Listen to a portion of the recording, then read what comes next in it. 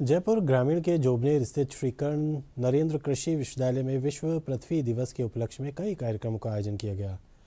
इस दौरान planet versus plastic की थीम पर एक कार्यशाला भी आयोजित की गई। इस कार्यशाला में कुलपति डॉक्टर बलराज सिंह ने बताया कि पृथ्वी को प्लास्टिक मुक्त रखना हम सभी की जिम्मेदारी है।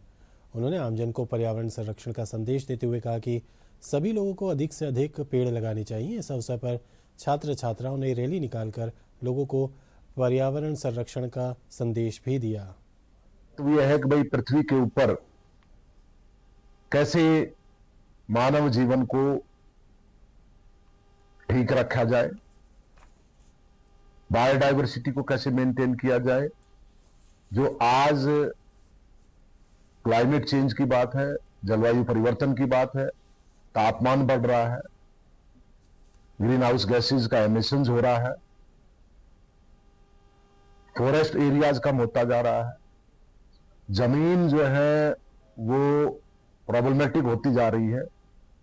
इन सारी बातों को संज्ञान में लेकर इन पर विचार विमर्श किया जाता है अलग अलग। और इसके अलावा जो भूमि है उसको कैसे रिक्लेम किया जाए, अगर खराब हुई है तो भूमि की उर्वरा शक्ति किस रूप में बढ़ाई जाए, और कृषि के अंदर क्या चीज करने की जरूरत है आगे भविष्य में, और क्या क्या चुनौतियां हैं। जल संरक्षण की बात भी उसमें होगी।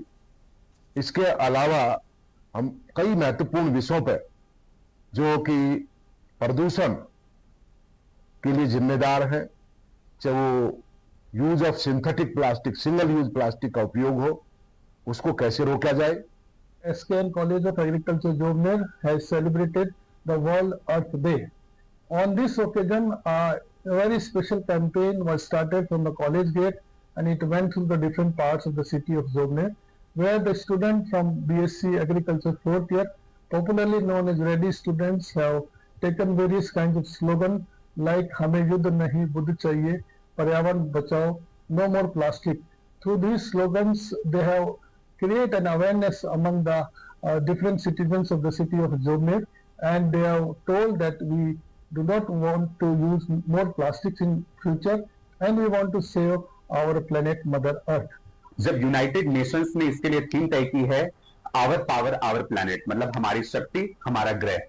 आज जब हम अपने आसपास देख रहे हैं कि पर्यावरण किस तरह से प्रदूषित हो रहा है, बिजली और पानी का किस तरह से अपव्यय हो रहा है, जब हैदराबाद और कर्नाटक जैसी स्थिति जब हम अपने सामने प्रत्यक्ष रूप से देख रहे हैं, तो ये चिंता का विषय बन जाता है कि कैसे हम पृथ्वी के हर एक कणों की हम रक्षा करें, सुरक्षा करें